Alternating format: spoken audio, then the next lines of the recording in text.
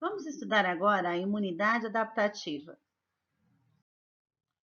Quando a gente fala em imunidade adaptativa, a gente está pensando na sequência da imunidade inata, então ela vai ser ativada para suplementar, para ajudar, para completar a proteção fornecida na imunidade natural ou inata.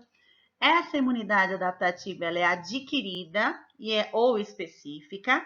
Ela apresenta uma fase tardia. O que significa isso? Ela não começa assim que você entra em contato com a partícula estranha, porque ela depende da expansão clonal dos linfócitos T e B específicos que vão responder contra essas partículas não self, ou seja, essas partículas estranhas, não próprias, de uma forma mais efetiva.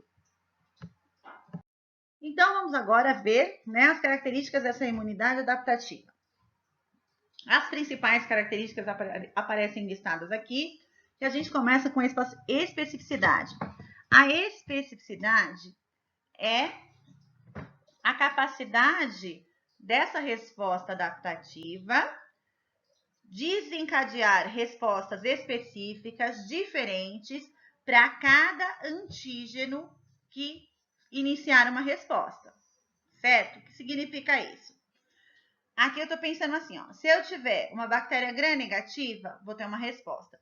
Se essa bactéria for gram-negativa e for uma salmonela, tem uma resposta. Se for uma shigella, é outra resposta. Se for uma E. coli, é outra resposta. Então, para cada antígeno diferente, eu vou ter uma resposta específica. A gente pensa em diversidade, que é o seguinte, a capacidade de responder a diversos tipos diferentes de antígenos, certo? Aí a gente pode pensar, por exemplo, num exemplo para vocês entenderem, quando a gente fala da E. coli. A E. coli tem várias cepas diarreicogênicas, né? Tem ETEC, EPEC, EREC, certo? É tudo E. coli, só que cada uma delas tem um antígeno diferente que gera um fator de virulência diferente, que leva a uma doença diferente. São todas E. coli, mas elas apresentam particularidades. E esse sistema, essa imunidade adaptativa, ela é capaz de reagir nessas condições. Outra característica importante que a gente tem que lembrar da imunidade adaptativa é a memória. O que é a memória? É a produção de anticorpos.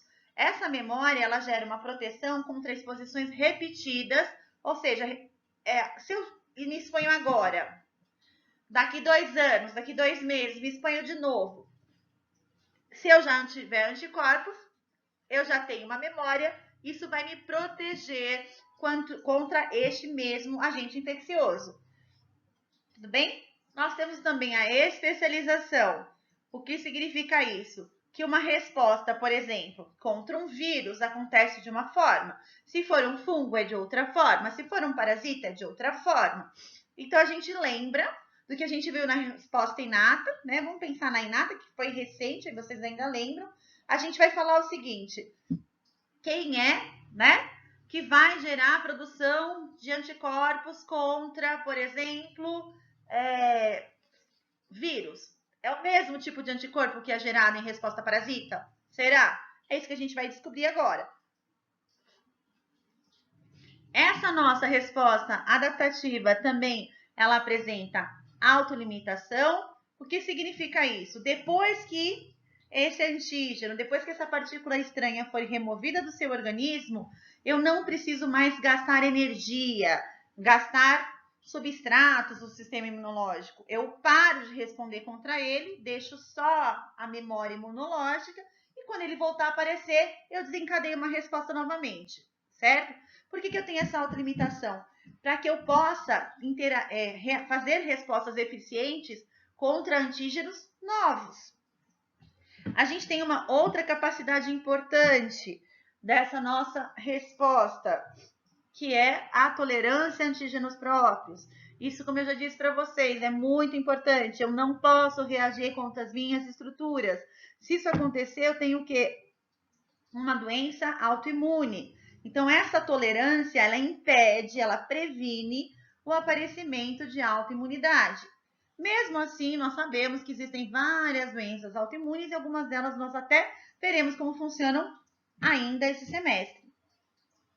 E a gente pensa também na expansão clonal. O que é a expansão clonal? A partir do momento que um linfócito é ativado, ele vai fazer cópias dele mesmo ativado para ajudar a eliminar mais rápido essa partícula estranha, esse agente infeccioso, porque sozinho, um só, ele não consegue ter uma resposta muito boa. Mas se ele se replicar, já ativado, vão ser várias cópias iguais que vão atuar em forma coordenada para eliminar rapidamente esse antígeno. Vamos ver agora as fases da resposta adaptativa. Então, essa resposta adaptativa, ela vai apresentar 5 fases bem diferentes, tá? E bem devagarzinho a gente vai falando as características gerais de cada uma. Depois, na sequência, a gente vai entendendo isso melhor. Então, vamos olhar a figurinha. Então, olha aqui, ó. Então, primeira parte, reconhecimento do antígeno. Como a gente está pensando na resposta adaptativa, esse reconhecimento do antígeno vai ser realizada por linfócitos. Linfócitos B ou linfócitos T, certo? Então, o que acontece? Nós temos aqui embaixo um linfócito T imaturo. Ele pode se autoativar ao reconhecer o antígeno, tá? Isso acontece porque ele é uma APC, porque existem alguns antígenos que conseguem fazer essa ativação, como nós vimos na aula passada. Agora, quando eu penso no meu linfócito B, aliás, T imaturo, eu vou ver o seguinte: o linfócito T imaturo, ele só é ativado, né? Caso esse antígeno que está sendo apresentado seja apresentado por uma APC. Quem é a APC? Célula apresentadora de antígeno. Então, a gente vê aqui, ó, neste ponto especificamente, ó, o antígeno sendo apresentado, certo?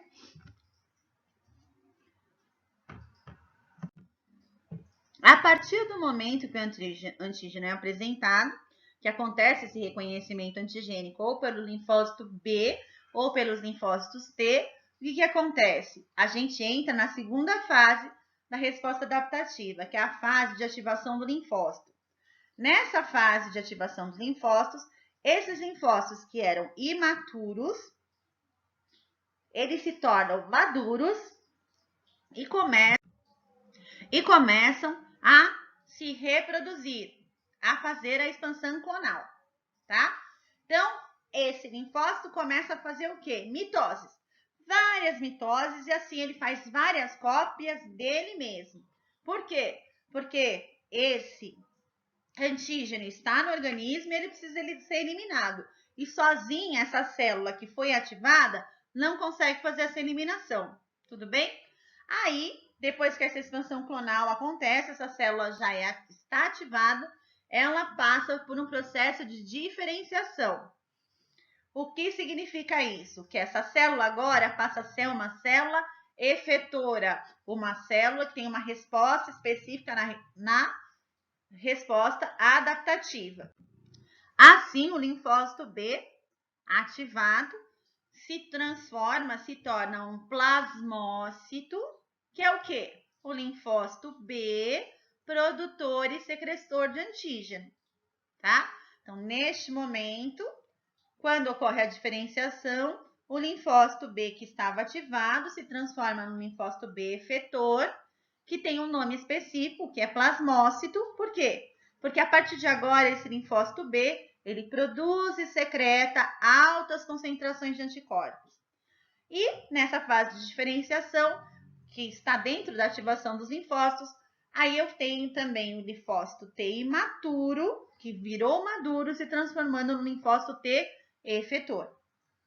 Tudo bem? E a gente já viu que nós temos dois tipos de linfócito T. Então, vamos lembrar. A gente tem o linfócito T CD4, que também é chamado de T helper ou T auxiliar. Quando esse linfócito T CD4 se transforma no linfócito T efetor, o que ele faz? Ele vai produzir citocinas que modulam a resposta imunológica, ou seja, estimulam ou inibem a resposta imunológica. Esse quem é? É o linfócito T, CD4. Mas nós também temos o linfócito T, CD8. E esse linfócito T, CD8, ele faz o quê, gente?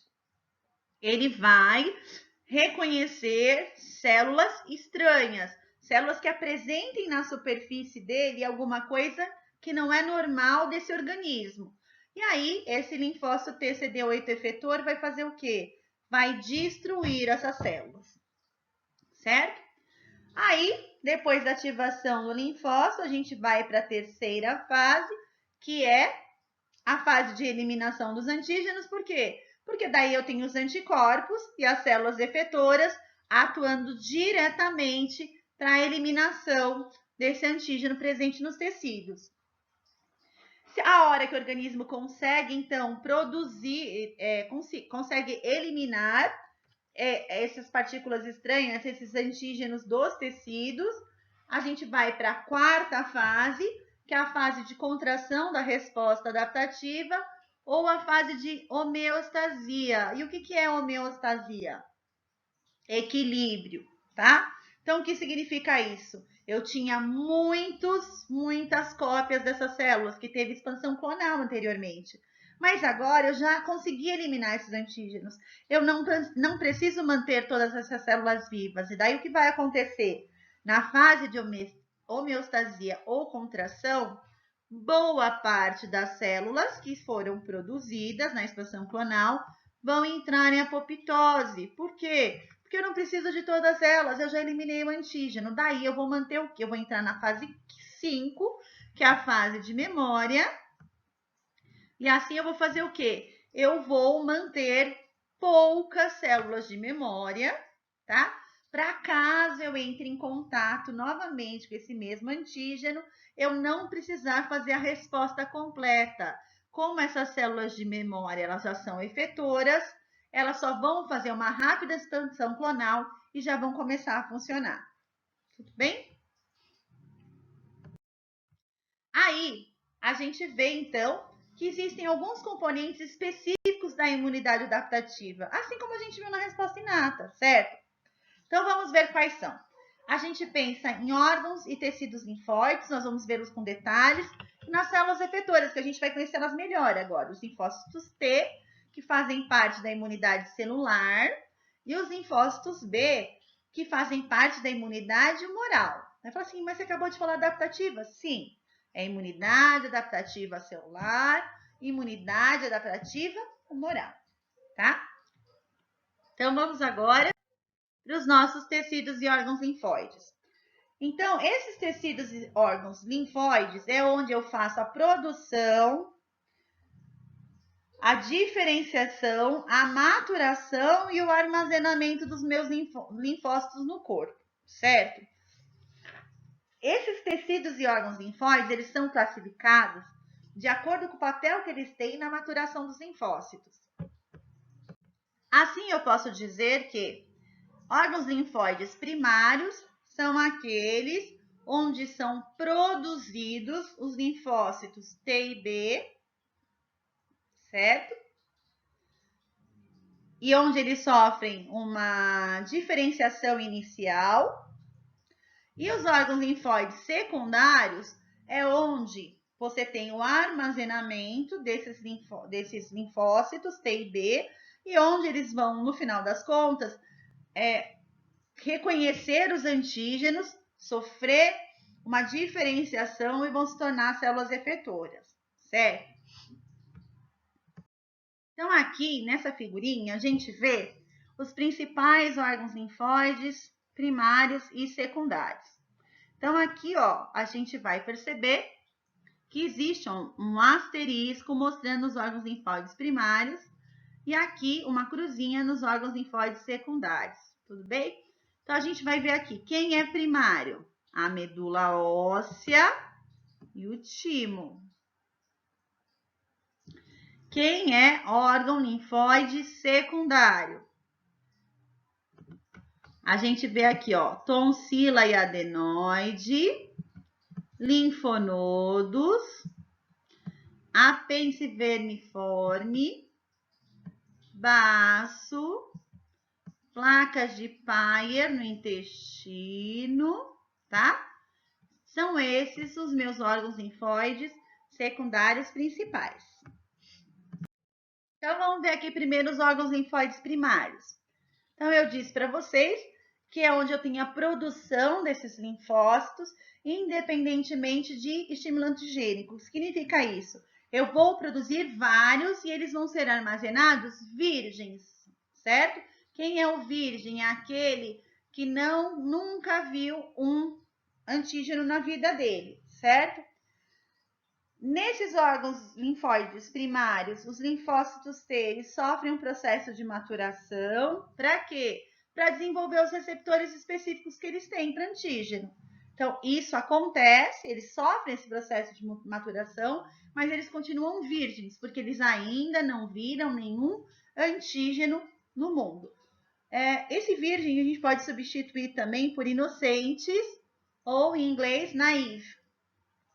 Tá? Que no livro também escreve naive. Aí a gente vê que nós temos esses dois órgãos linfóides primários, a medula óssea e o timo, como a gente acabou de ver. Vamos ver o que acontece na maturação linfocitária, em geral, tá?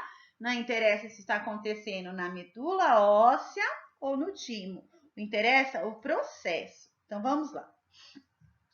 Eu tenho uma célula que é um linfócito pró-B ou pró-T. O que significa isso?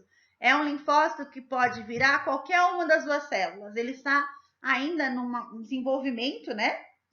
Num período de desenvolvimento dele, que isso acontece durante o desenvolvimento embriológico, que ele não sabe se ele vai ser T ou CB. Tanto faz ainda. Essa célula, que ainda é uma célula pró-B ou T, ela vai sofrer proliferação, tá? Várias delas serão produzidas. Por quê? Porque daí elas vão passar por uma primeira etapa de maturação. Nessa primeira etapa de maturação, o que vai acontecer? Essas células devem ser capazes de expressar receptores de antígenos pré-B ou pré-T. Então, é um receptor que ele ainda não sabe se ele vai ser receptor de linfócito B ou de linfócito T, mas tem que ter essa estrutura inicial, que pode virar uma coisa ou outra. Tudo bem? Então, o que acontece? Nessa fase de expressão do receptor de antígeno pré-T ou B, o que vai acontecer? As células que forem incapazes de expressar esse pré-receptor, elas vão ser eliminadas, tá? Como? Por apoptose, para não gerar resíduo, para não gerar trabalho para o tecido, né? Que tecido seria esse? Uma medula óssea ou o timo. Aí, a célula que expressa o receptor, de novo, ela vai fazer mais uma vez uma proliferação, ou seja, de novo ela vai fazer uma expansão clonal. Ela vai fazer várias cópias dela. Por quê, gente? Essa célula ainda não sabe se ela é T ou B.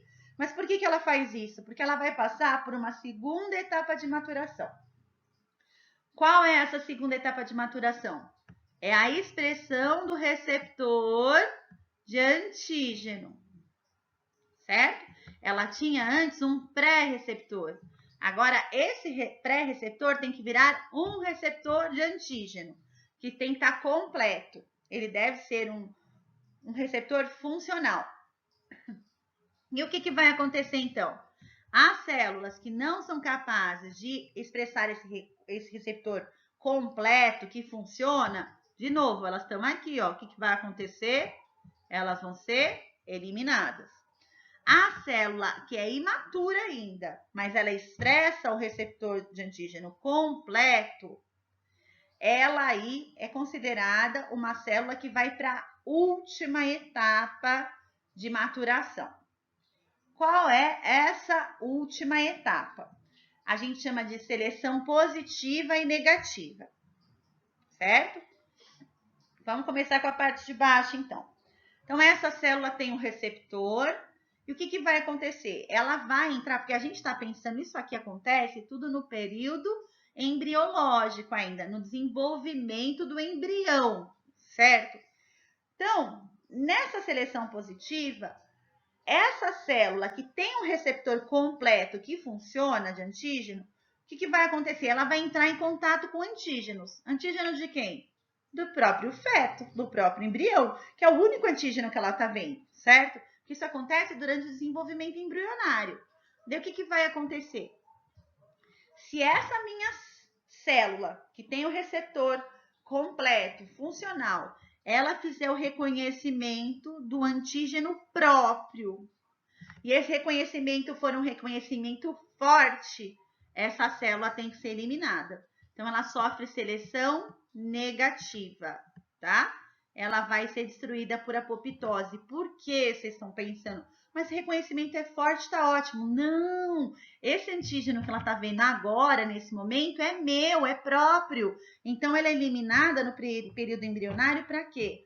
Para que esse indivíduo não tenha uma doença autoimune. Por isso que ela sofre eliminação. Tudo bem? E aí, a gente vê, então, que a gente também tem a seleção positiva. Como que é a seleção positiva, então? Ó, temos aqui, ó, essa mesma célula, né, que tem um receptor funcional. Agora, algumas delas entram em contato com o antígeno próprio, certo? Mas o reconhecimento é fraco. Ah, se é fraco, não tem problema. Não vai gerar uma ativação dessa célula. Essa célula não vai gerar doença autoimune. Então, ela é mantida viva. Então, ela é considerada, a partir de agora, uma célula madura T ou B, certo? Então, a partir de agora, essa célula que passou, que sobreviveu à seleção, ela é uma célula que está pronta, ela é madura, porém ela é virgem, porque ela não está ainda ativada para antígenos estranhos, mas ela está pronta, caso seja necessário, ela vai atuar na resposta adaptativa. Então, a medula óssea, vamos entender um pouquinho melhor onde ela fica, o que ela faz. Ela está presente nesses ossos longos, na crista ilíaca e no externo.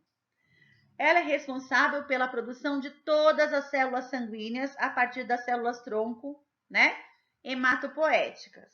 Então, na medula óssea, eu produzo todas as células sanguíneas. Quem são as minhas células sanguíneas? A gente pensa, né? Vamos pensar nos nossos leucócitos, que são os glóbulos brancos. A gente vai pensar em neutrófilo, basófilo, eosinófilo e monócito, certo? Essas células são relacionadas ao quê? A resposta imune inata. Sobrou um glóbulo branco. Quem são? Os linfócitos, certo? E então, a gente vai ver que para que isso aconteça, nós temos o que nós chamamos de precursores linfóides, que vão dar origem, vão produzir os linfócitos, e nós temos os precursores mieloides. Os precursores mieloides vão produzir quais células sanguíneas? Todas as outras que não forem linfócitos, nem células NK, tá? Aí a gente tem uma pequena diferenciação entre os linfócitos. O que vai acontecer com eles? O que a gente vê em relação a esses linfócitos? Os linfócitos B, eles são produzidos na medula e a maturação e a diferenciação deles também acontece na medula. E aí, para lembrar disso, uma dica, né? A gente pode lembrar que B, na verdade, tem a ver com a bursa de Fabrícios, que é um órgão onde foi identificado primeiro essa produção dos linfócitos, mas isso é difícil de lembrar. O que a gente faz? Ó, a gente lembra B de... Vai ficar feio escrito, mas vale a pena, tá? Bone. O que é bone em inglês? Osso. Se você lembrar que é B de bone, você vai lembrar que é B de osso. E então, o linfócito B é produzido e maturado aonde? Na medula óssea, tá? E aí nós temos o timo. Onde fica o timo? O timo, na verdade, é um órgão que desaparece quando a gente está entrando na pré-adolescência, mas ele fica posicionado sobre o coração, apoiado em cima do coração. Ele vai desaparecendo conforme a gente vai envelhecendo, por quê? Porque todos os linfócitos que nós deveríamos produzir, a gente já produziu e já estão armazenados nos órgãos linfóides secundários. Esse timo, ele é considerado um órgão bilobado, ou seja, ele tem pedaços diferentes. Por que ele tem esses pedaços? Porque o lobo cortical tem células imaturas e no lobo medular tem células maduras. Ele separa a célula que ainda não passou por aquele processo de seleção das células que já passaram, certo?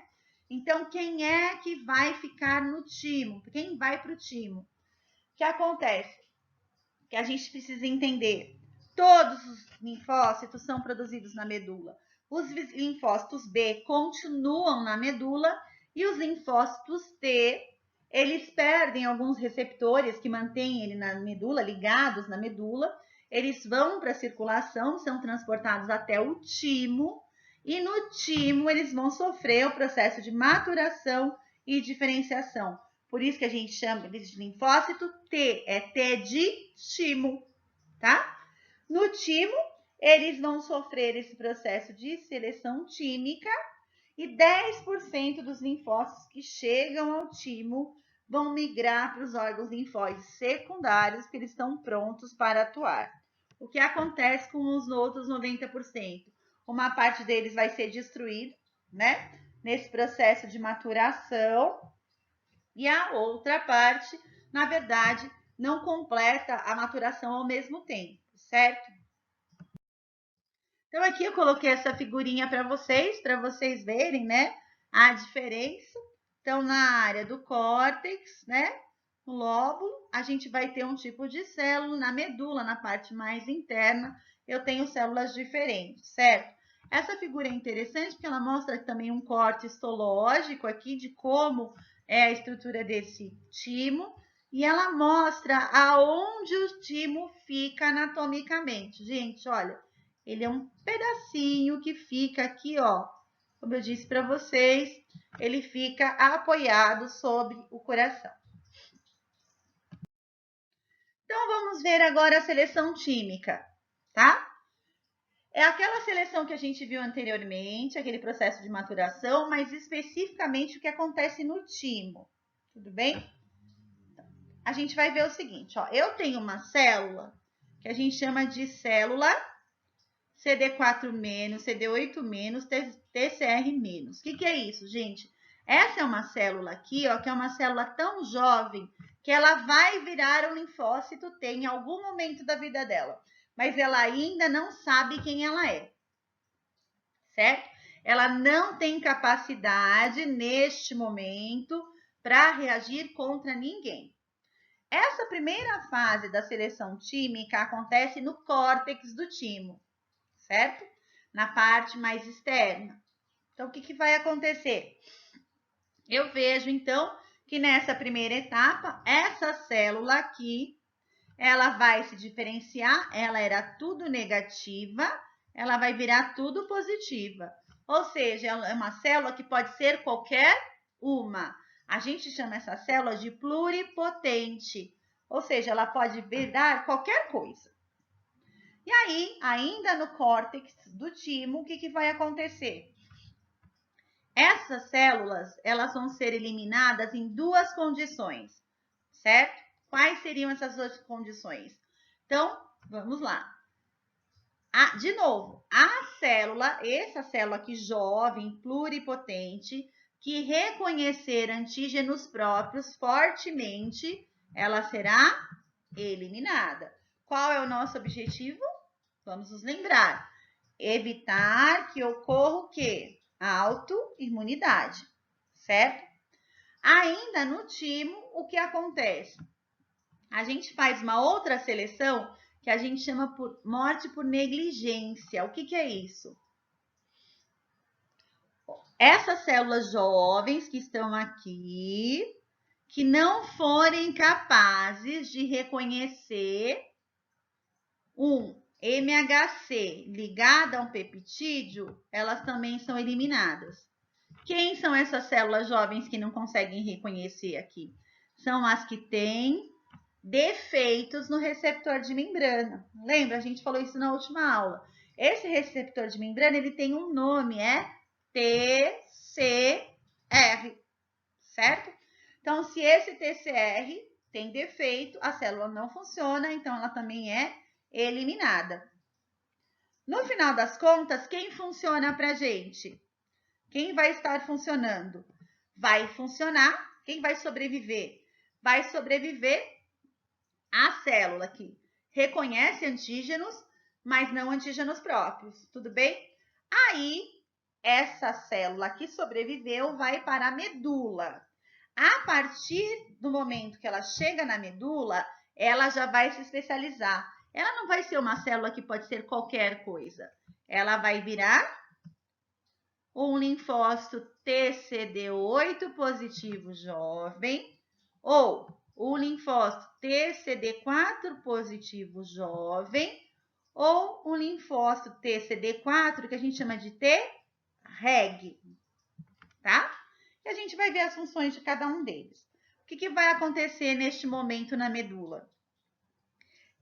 De novo, né? Essas células agora já estão específicas. O que vai acontecer? Quem, de novo, reconhecer antígenos próprios com muita afinidade, com muita força, vai ser destruído. Finalmente, quem vai sobrar para ir para a periferia? As células completas, funcionais, que não reconhecem antígenos próprios. Daí a gente vai ter os linfócitos TCD8 positivos, tá? TCD4 positivos e o Treg. Cada um deles tem uma função na nossa resposta imunológica, como eu disse para vocês, e a gente vai começar a ver essa função daqui a pouquinho, tá? Vamos para os órgãos linfóides secundários. Quando a gente fala em órgãos linfóides secundários, para que eles servem, né? É onde a apresentação antigênica, a apresentação de partículas estranhas acontece.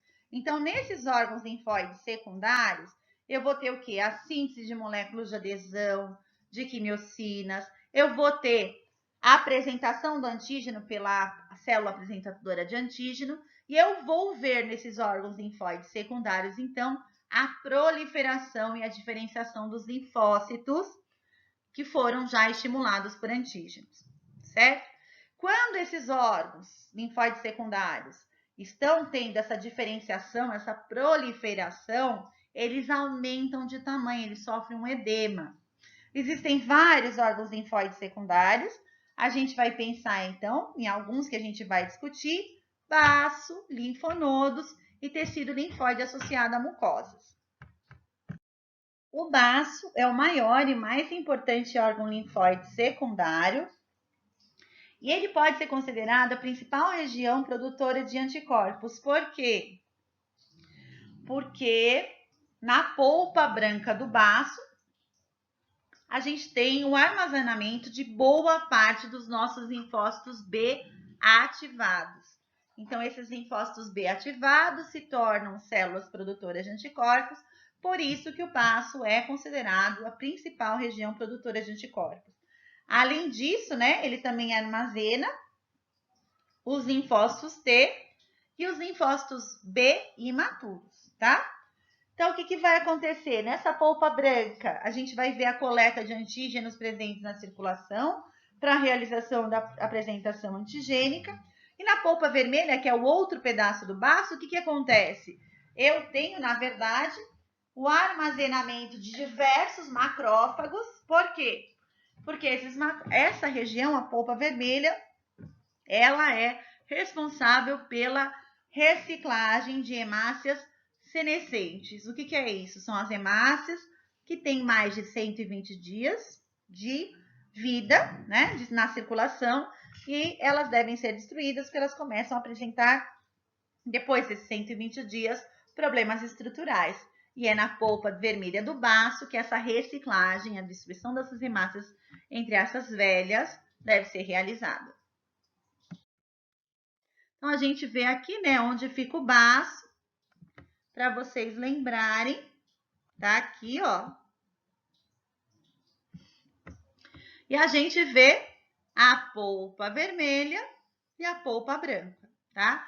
A divisão que a gente tem nesse baço aqui, mostrando essas regiões diferentes. Vamos agora para os linfonodos. Os nossos linfonodos, eles também são conhecidos, vocês devem conhecer, como gânglios ou gânglios linfáticos. São outros nomes que eles recebem. Eles estão espalhados por várias regiões do corpo. E o que eles fazem? Eles fazem armazenamento de linfócitos maduros, certo? Mas esses linfócitos maduros, eles são virgens. Eles nunca viram antígenos. Mas não tem problema, porque no linfonodo, eles pode acontecer essa apresentação antigênica, certo? Então, esses linfócitos maduros que estão armazenados nos linfonodos, se acabarem, né, tendo apresentação antigênica, se tornam células ativadas e aí vão se replicar e se tornar células efetoras, certo? Toda vez que eu tenho inchaço de um linfonodo, nós chamamos do quê? Linfadenopatia, certo? Essa linfadenopatia acontece por quê? Porque as células presentes nesse linfonodo estão ativadas e estão se reproduzindo, estão fazendo expansão clonal, várias mitoses. Isso faz com que haja aumento do linfonodo. Então, toda vez que um linfonodo aumenta, é porque perto dele, naquela região, né, você tem algum tipo de processo infeccioso acontecendo. Os linfonodos também são divididos em duas partes. Nós falamos em córtex, né? Esse córtex pode ser dividido também em córtex e paracórtex, certo? E a gente tem a medula. Em cada uma dessas regiões, nós temos células específicas ali sendo armazenadas. Então, a gente vê o seguinte, no córtex, a gente vê o folículo linfóide. Então, na parte mais externa do córtex, a gente vê esses linfócitos bem armazenados, em alta concentração. Na parte um pouco mais interna do córtex, que nós chamamos de paracórtex, nós vemos a presença de linfócitos T e APCs, então é a região onde realmente acontece a apresentação antigênica. E na medula dos linfonodos, nós temos armazenamento de plasmócitos, ou seja, né, de linfócitos B produtores de anticorpos. Então, a gente vê aqui, ó, que interessante, né? Ó. Eu tenho o córtex, né? Olha como o tecido é diferente, ó. A gente consegue perceber a diferença deles aqui, ó. Né? Então, a gente vê que a gente tem o córtex, a região mais externa, a medula, a parte mais interna desses nossos linfonodos. O paracórtex ficaria aqui na região de limite, tá? Só para vocês saberem. Nós temos esses outros tecidos linfóides associados a mucosas. Que mucosas a gente vai pensar? Principalmente as mucosas dos tratos respiratório e digestivo. Nós temos esses nódulos linfóides. Eles geralmente são simples, são aglomerados de linfócitos, sem uma cápsula fibrosa, não é tão organizado. Esse tecido não é como um linfonodo, tem uma cápsula protetora ao redor. E aí, quais são os principais? A gente pensa nas tonsilas, a gente pensa na tonsila palatina, que vai ser relacionada a patógenos orais, e nós temos a tonsila faríngea ou adenoide, que é relacionada às vias aéreas superiores. Qual é o objetivo desses outros tecidos linfóides? Eles devem dificultar a penetração desses patógenos e eles são ligados pelo sistema linfático a linfonodos, que são centrais mais organizadas. Para quê? Para que haja uma apresentação antigênica eficiente.